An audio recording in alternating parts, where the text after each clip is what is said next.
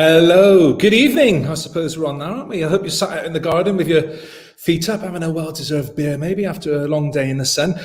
My name's Andy, and for the next half hour, I'm going to take you through our program, Talking Trades. And tonight, we're going to be talking about apprenticeships. Have you ever done an apprenticeship, or are you trying to get on an apprenticeship? Maybe you're an employer that wants to take on an apprentice. That's what we're going to talk about, mainly about apprenticeships and also other things that you can do, other ways that you can get into the trade. Maybe I'd like to hear from you. If you're any of those situations, just drop us a note in the comments. Let us know if you're looking for an apprenticeship or you want to take on an apprentice. And we've got some fantastic guests to help me through tonight's program. So my first guest, I'm pleased to welcome, is Russell. And Russell works in a training centre in a college. How are you doing, my friend? I'm very good. Yourself? Yeah, very good. Where are you based, Russ? So we're based in West Bromwich, BCTG Skills Centre, and we deliver brickwork, plastering, carpentry, painting and decorating to the 16 pluses. Fantastic. Thank you very much for joining us. We'll come back to you in a minute. My next guest is actually an apprentice, a real life apprentice, and that is Brad. Hello, Brad. How are you doing? Can you hear me? Yeah. Hi, Andy. You all right? Yeah, good, my mate. Where are you based, Brad? I'm from Birmingham. You're from Birmingham, are you? And how old are you, mate, for the purposes of the apprenticeship people? I'm 23. I started the apprenticeship when I was 21. Okay, I think that's a good age to start one. So thank you for joining us. And finally, my final guest joining us tonight is Mark Allison, who's an electrician. He's got electrical contracting business up in is it West Yorkshire, Mark, or East Yorkshire? I always forget that. It's East Yorkshire, mate. We're over in the market town of Driffield between Hull and York. God, you've practiced that. I can tell that line. Just tell us a bit about yourself, mate. What's the business you run? So we're called Powersonic. We specialise in electrical compliance and EV installs. So we've got a small team with a couple of apprentices at the minute. And business is going all right. Fantastic. Thank you very much for joining us. So we're going to talk about apprenticeships, and other ways of getting into the business, I suppose, into the trade, because lots of people want to get into it. So just first of all, let's look at the problem of things. I'll come to you first, Russ. Why do you think there's a problem with apprentices? Have we got a shortage of apprentices at the moment, or do you think we've got too many people wanting to get into the trade? We've got a tremendous shortage of apprenticeships at the moment. I mean, when I got into the building industry many years ago in 1982, every builder, small builders, medium builders, large builders, had apprentices. You know, when I went to college, everybody was on an apprenticeship. Over the years, they've been neglected, and obviously now we're screaming out for tradesmen from every different aspects of construction. And you know, I was a building contractor myself for many years, and it was really hard from my point of view to take on apprentices because it was just cost and no incentive. But you know, hopefully we are seeing that sea change, that things will start improving now. Do you think is there a shortage of employers wanting to take on apprentices, or is it a shortage of young people that want to take on an apprenticeship? I'd say it's a bit of both. I'd say there is a shortage of young people that are considering going into construction. You know, we live in a very high-tech age. A lot of people are being forced down the academic route, universities, etc., etc. But to the same extent, from an employer, things have been, up until recently, things have been tight. And, you know, is it going to be a financial burden for them to take somebody on, take an apprentice on? Okay. Mark, what do you think? Do you think Russ says we think we've got a shortage on both sides? Would you agree with that?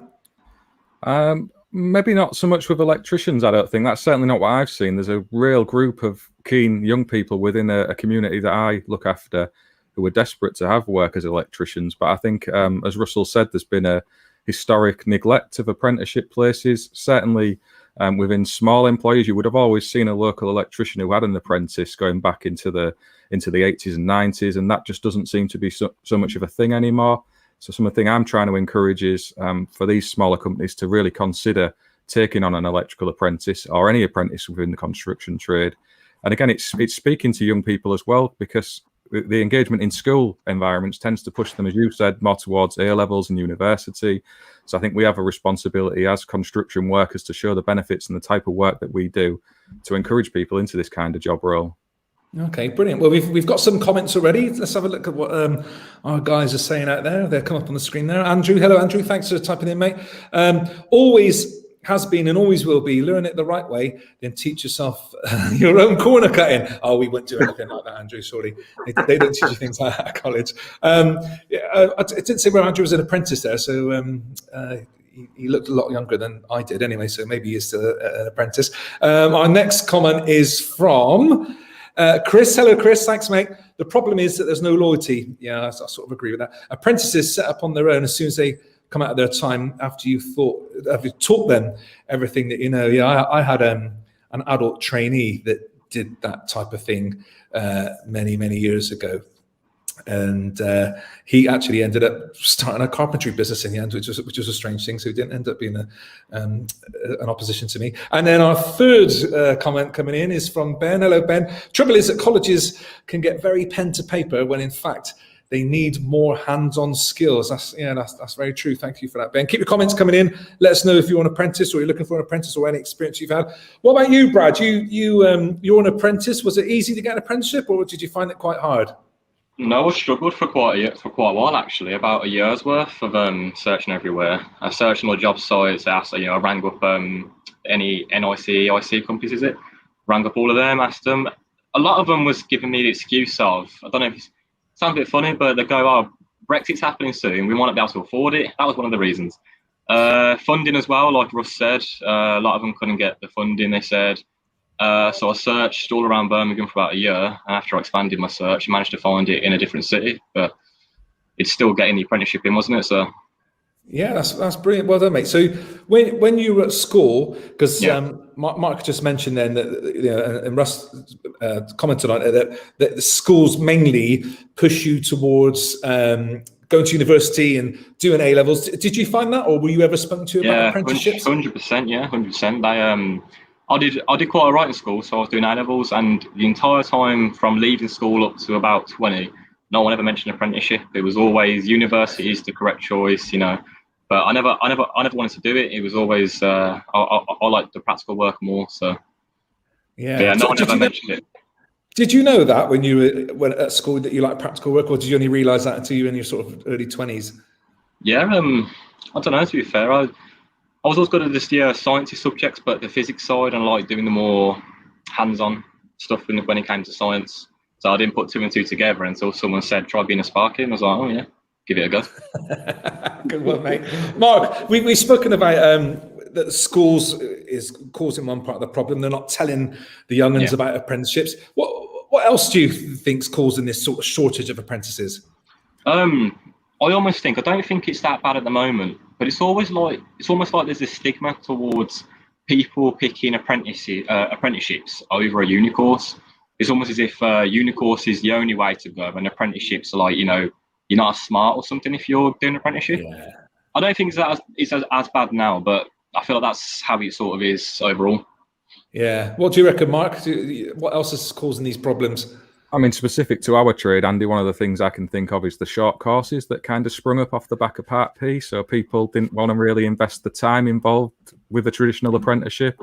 If you can get involved in the industry after a few weeks training and start earning more money, that's a tempting thing to be doing. And when the training companies are advertising these things quite heavily, I think that's certainly affected the apprentice places as a knock-on effect, as we have more electricians in the domestic market charging lower rates and people start competing. It's like a vicious cycle, and I think a lot of that was driving it, to be honest.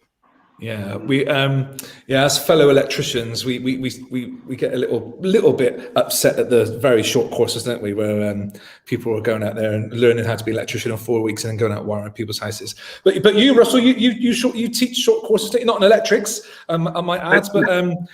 But what type of students are you teaching? Is it young people? Is it older generation?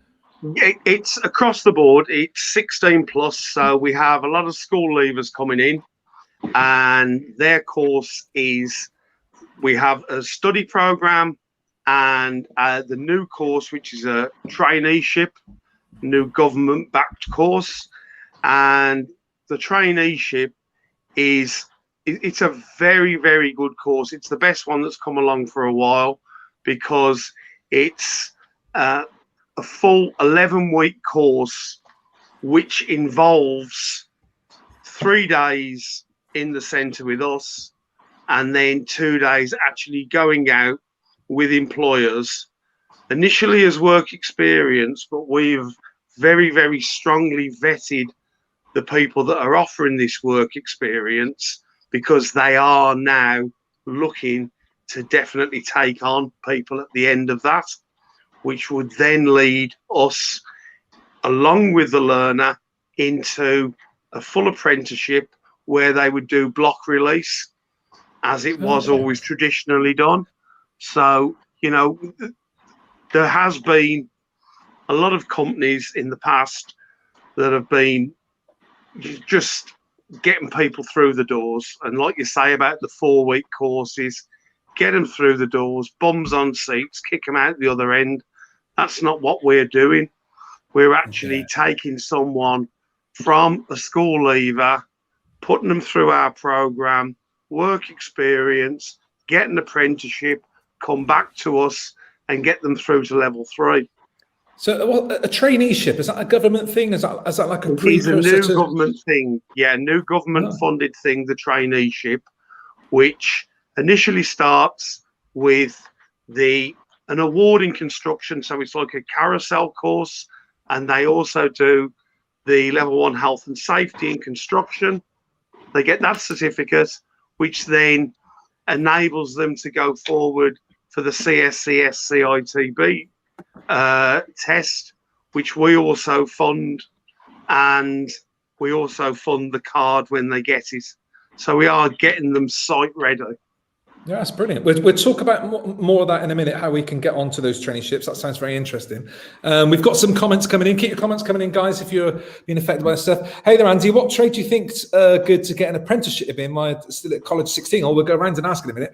I'm going to do multi-skills in college while I learn plumbing, plaster, and brick. A multi-skills course. That's brilliant. Good luck, mate. And well done for doing it. Well done, Keelan. What do we reckon, guys? Which is the best trade to get into? I'll start with you, Russ. Bricklaying. There you go, Mark. It's got to be an electrician, hasn't it? I mean, that's an obvious answer. Brad? I'm very biased against plumbers, so I agree with Mark here. Against plumbers, okay. Well done. Well done, mate. Well done for doing it anyway. Our next comment we got coming in is from Edward. Hello, Edward. Thanks for writing in, mate. The problem for Edward is it's the cost for me. Have one with me, apprentice, I take it, and I have to allow in for the cost of the job. And that can be the case of winning or losing a job. Yeah, I take that's an extra sort of member of staff you've got to price into the job there. But we'll talk about some different ways that you can get around that in a minute. Our next comment is, because we've got 4, I think, is Mark. Hello, Mark. My brother had an apprenticeship to start with Pimlico Plumbers, which is the famous Charlie Mullins, of course, and it fell through due to COVID. Now he works for me. So I take it that you must be a plumber as well, Mark. So I think he's better off working for you. It's better to work with your brother, I reckon, than the company. So well done to him. And then our final comment we got before we carry on is from Andrew again. Hello, mate. The big thing is also the wage. So you start on £3.50 an hour for an entire year, and there was 40 in my group. As soon as I hit my year mark, there were 3 of us that left. So £3.50 an hour. Thank you for writing in, mate. Keep your comments coming in. Let us know what we're up to. What did that put you off the wages, Brad, when you're looking for apprenticeship? Did you think about that? Wow. Working part-time work during college, no, not really. I expected the same wage, but luckily, somehow for me, I was expecting sort of, £3.50 wage. And thankfully, with the apprenticeship that I got on with my employer, I'm actually on the highest wage I've been on so far, so I can't complain. Okay, that's good. Did you know when you were thinking about apprenticeship, did you think, oh, this is a low-paid job, I'm not going to do Yeah, I researched into it and I was like, well, it's 4 years of making sacrifices, but it's worth it in the end, isn't it? Because everyone wants to be a fully qualified spark for the money, don't they? So, but yeah, I was fully prepared to make sacrifices, but I was pleasantly shocked when it was a nice wage, to be fair. Yeah, brilliant, mate. That's the attitude that we want. Mark, do you reckon that there's enough apprenticeships on offer right now? Because you're quite heavily involved in placing apprentices, which we'll talk about in a minute. But are there enough apprenticeships out there with companies for young people? It's yeah, I would say probably on the larger contractors, they have to take a certain amount in every year. They do that as part of their tendered works, where they have like social responsibility contracts built into those. But generally speaking, no, I don't think there is. There's nothing like enough places for young people and people retraining to come into the industry to go and find employment.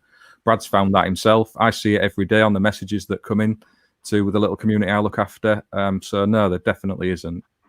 Tell us, I didn't know that about it. Tell us about that social responsibility thing. Have they got to take on a certain amount of apprentices in their business? Yeah, I mean, usually when you see a lot of these tendered works that come up, typically in high-rise residential projects, there'll be an element in the tendered document that says they have to employ a certain number of apprentices from the local area as part of that work. A lot of them don't do that by paying contractual fines. That's something that a lot of the lecturers at colleges have said to me over a number of months, that's a big bugbear of theirs, that these local companies should be employing apprentices for them through the college, and they're just not doing it. They'd rather pay a fine than have the hassle. So that's disappointing to hear things like that. Why? I think there'd be some sort of law against that, wouldn't you?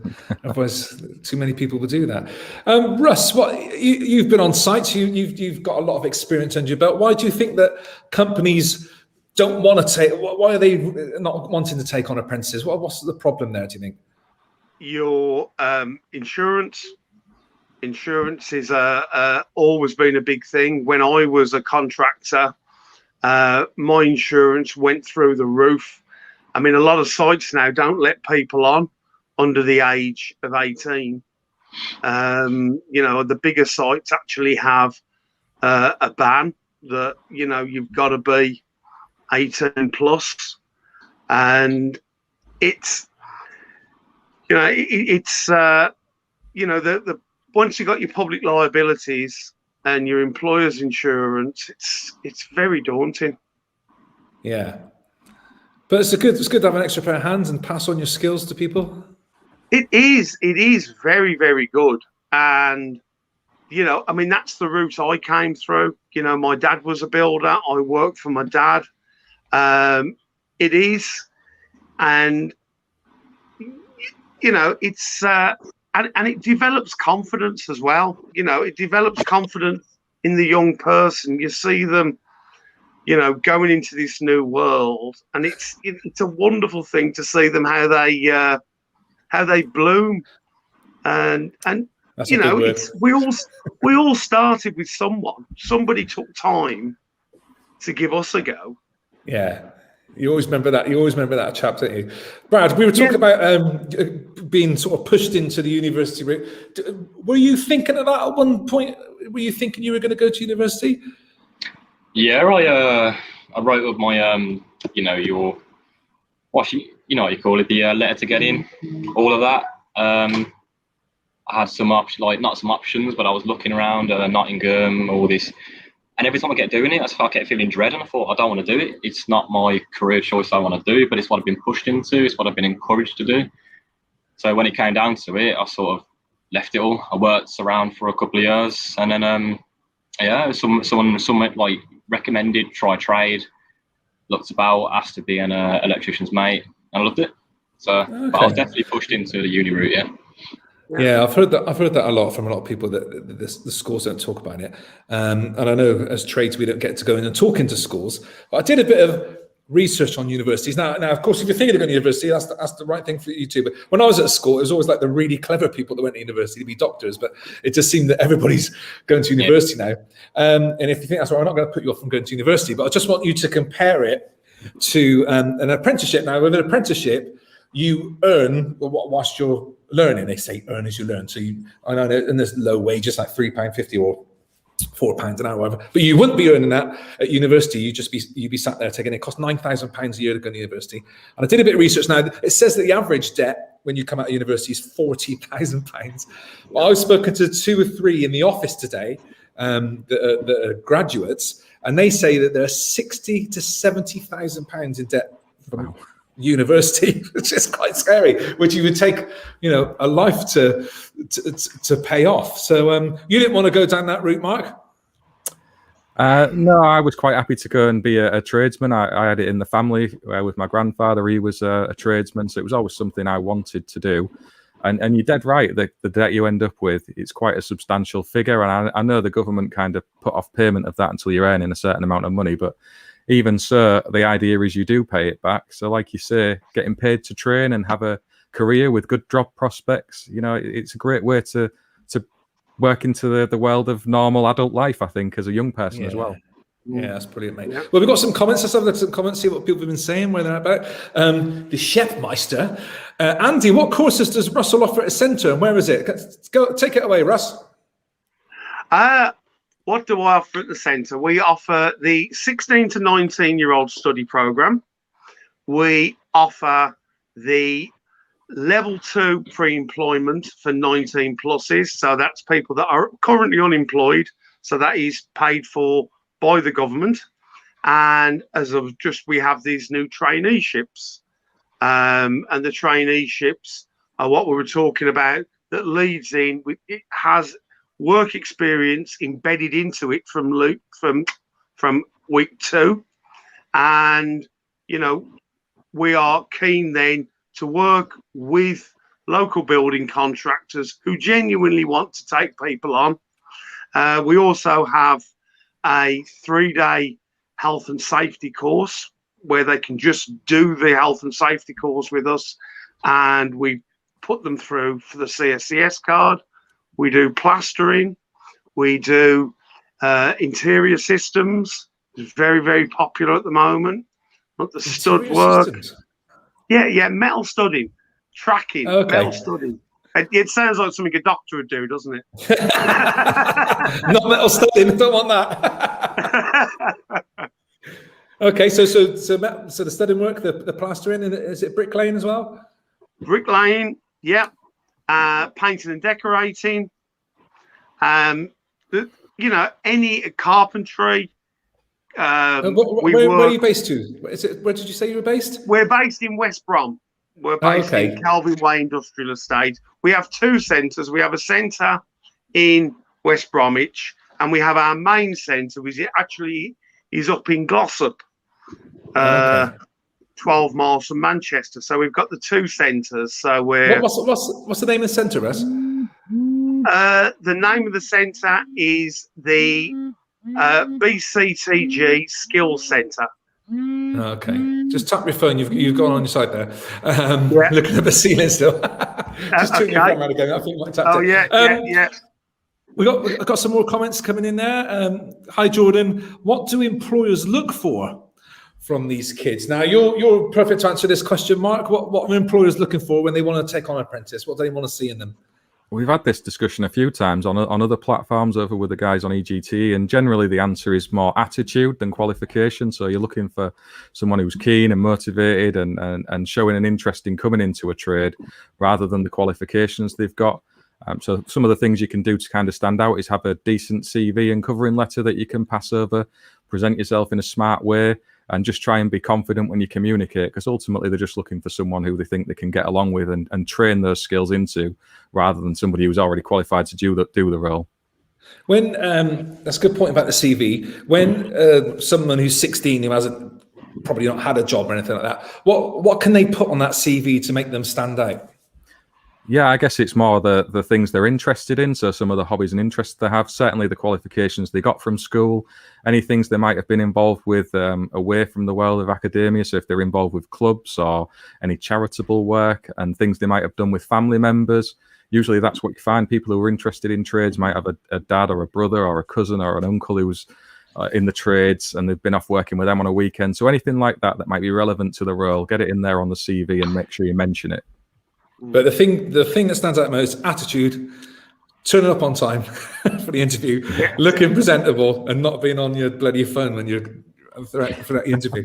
Hope that helps you, Jordan. And then one more comment we've got there is Marissa. Hello, Marissa. Thank you for writing in. Balancing expectations between apprenticeship and employer is the key to successful onboarding process. So yeah, I suppose there's different of expectations, what the apprentice thinks he's going to get and what the employer expects him to do. But all we want them to do is really have a good attitude to learning, isn't it? It's is the thing we really want. So we've spoken about the problem that we've got. People not being often apprenticeships, and maybe young people not wanting to do them so much. What do we think the solution is? If go back in time, Brad, you're back at 21. What should young people do if they want to get an apprenticeship? How do they go about it? Depends, I suppose, what age you are. Like Russ said, they're starting to not let you on site if you're under 18, aren't you? So for me, for example, I managed to get some experience as an electrician's mate, and I had a job temporarily as a maintenance runner. So both of them together got me some good experience. But if I was going in at 16, fresh out of school, I'd be a bit lost, to be honest. Like, I know, like Mark said, it can get quite competitive, and if you haven't got the experience, then you might struggle. Okay. Now, I know you know about this, Mark, and just guys, jump in if I've got some of this wrong, but I've done some research on how. So if let's start with employers first. If you're an employer and you're thinking about taking on apprentices, now is a very good time to do that, because there's some quite good schemes for you to get into. So the one way is to actually go through a proper apprenticeship route. And at the moment, if you hire an apprentice before the 30th of September, or I've seen 2 dates actually, the end of November, you would get a £3,000 grant for just taking on an apprentice, plus an extra £1,000. So there's £4,000 incentive for you there to take someone on. And if you've got over 50 employees, the government will pay 95% of the costs. If you've got under 50 employees, they will pay 100% of the cost. You don't have to pay for the training. The only thing you have to pay is their wages, which is we were saying about £3.50. I've got the figure of £4.15 for the first year. But the apprentice has to be aged between 16 and 18, and I know that causes a bit of a problem with our getting on site. But maybe if you don't do that type of work, does that sound about right, Mark? Is that the incentive for an apprentice? Yeah. Roughly speaking, if they're aged 16 to 18, that's exactly it. You get your £3,000 COVID support grant, and like you said, you need to have employed them before the end of September, and then they need to have been enrolled onto an apprenticeship before the end of November. Okay. That date's been kicked down the road a few times through the course of the COVID pandemic, and I expect they'll probably do it again anyway, but for the minute, that's where we stand right now. Okay, fantastic. Thank you, mate. Then we've got something called a Kickstart scheme, which isn't so much an apprenticeship, but it does give opportunities to younger people. So the Kickstart scheme is the government's put £2 billion into this. It covers all sectors, doesn't have to be just construction. It's for a 6-month placement, and the government will cover 25 hours of that person's working week, and that's at the national living wage. That's aged between 16 and 24, and it's for people that are on universal credit, and you get a £1,500 grant for that. Have you chaps heard anything about that Kickstart grant at all? Anyone used it? Yeah, I've heard about it. I'm aware of it. Yeah. Okay, you've heard about it. We haven't anything. But Russ, tell us about the traineeship. How do people, if the apprenticeship's not the right route, or the Kickstart scheme's not the right, how do people get onto a traineeship? Well, I'm going to say our company, PCCG, because, we are across the Midlands and large areas of the Northwest.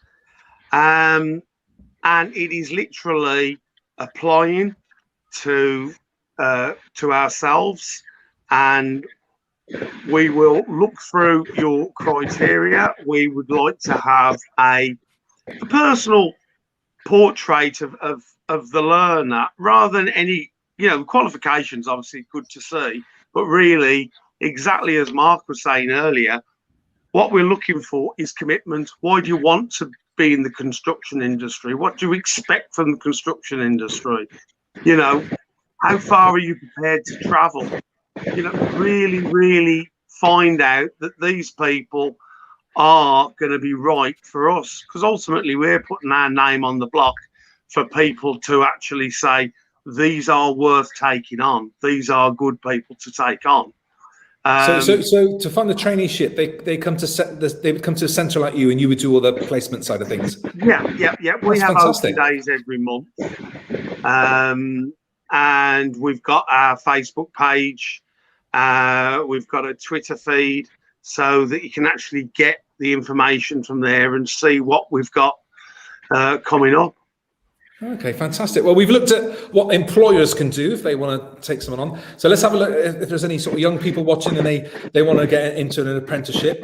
Mark, I'll start with you. What should they do? What does you've set up a website because you found a problem in this. Tell us quickly about that and what apprentices should do if they want to find somewhere. Yeah, because of the COVID pandemic and all of the furloughing of people way back when last year, I started up a community called Apprentice 1-to-1. There's a website where you can go to, and we've got a lot of resources on there.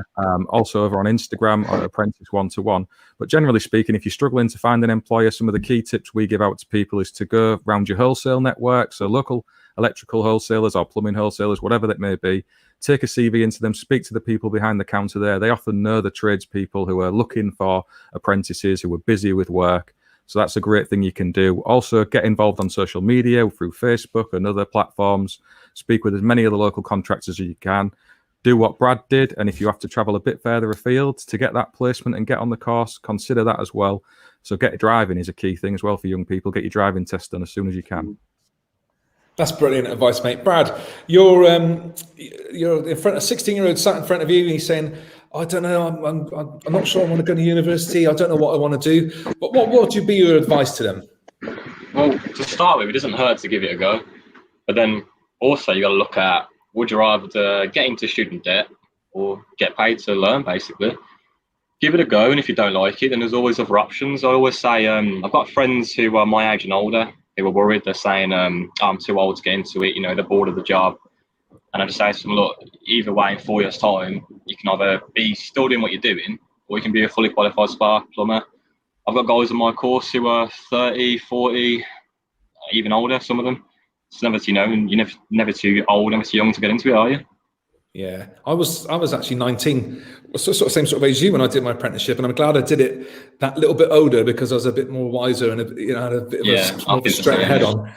And I flew through the exams, so I did terrible at school. But you remember, if you are young watching this, like 16 to 24, you are very young. You can do anything. You can do that, and I've swapped careers numerous times, but I've always got that trade qualification at the end. Now, Russ, you've done a few years on site. You've been around the block, I suppose they would say. But what would you say to young people considering an apprenticeship or going into the trade? I think as we've all discussed, the debt down the road of going to the university route is, certainly something to consider. But once you've got a trade, you've got it forever. That is the most important thing. And when I left school, I wasn't particularly wild about carrying bricks up and down a ladder. Not that you're allowed to do that these days, of course. But, I didn't like that. But my dad made sure that I went to college and did the City and Guilds through the level 1, level 2, level 3. And that then led me into having my own company later on, and ultimately it's led me here to being a tutor. So it's a brilliant start, but I can still lay bricks. You've got that trade forever.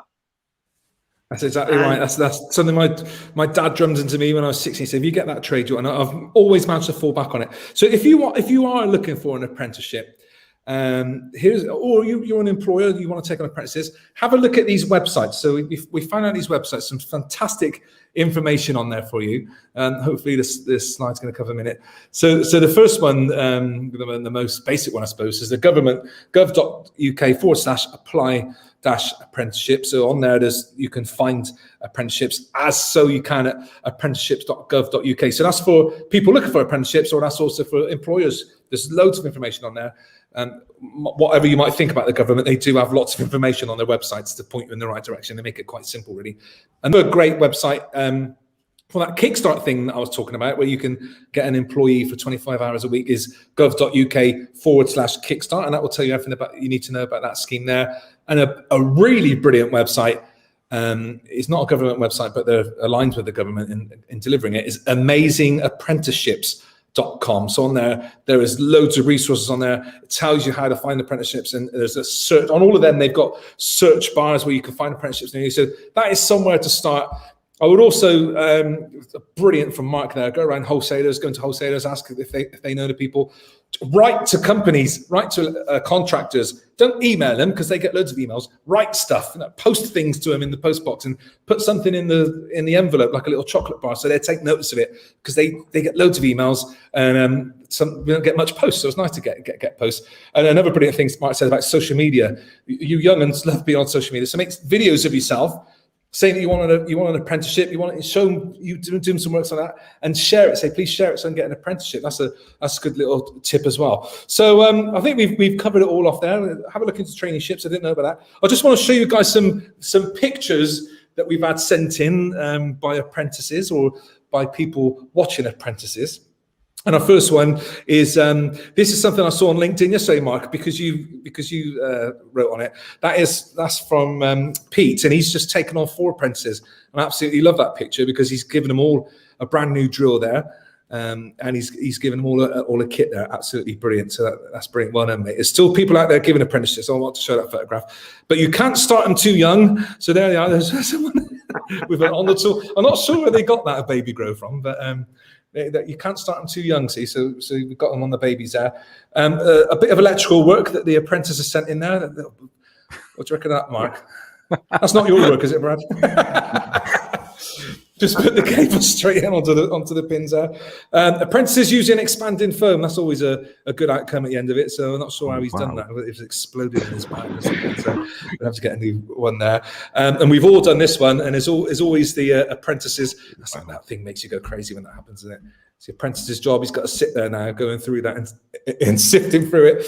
But if you haven't got a step ladder and you've got another apprentice to use, then always use your mate because he'll get you up there. But don't go to health and safety with that one. The next one's a joist. He's got the ladder. He's put the joist in there, but he's God bless him. He can't get the ladder back out. So we've all made mistakes like that. And my favourite one, because this always happens to apprentices, is the old boot from the ceiling. And if you're an apprentice sat there watching this and thinking, oh God, I don't want to do stuff like that. We've all made mistakes like that. It's all part of being an apprentice, and Brad will tell you loads of stories about that. Chaps, just one final sentence from you all. What would you say to a budding apprentice? Start with you, Russ. Go for it. Go for it. You will get the skills for the rest of your life. Fantastic. Mark? Yeah, the same thing. Go for it. Be positive and confident. Don't be afraid of coming into the trades world because it's a brilliant, rewarding career. It is. And finally, Brad, what would you say to the young uns out there? It's a better job, and at the end of the day, it's better money too, so why not? Yeah, fantastic. Russell, Mark, Brad, thank you so much for joining us. I hope if you're still watching us, you've got something from that. Maybe whether you're going to take an apprentice on or you're going to try it for an apprentice, you're trying to get an apprenticeship yourself. Thank you very much. Go and have your tea, and we'll see you soon. Cheerio. Bye.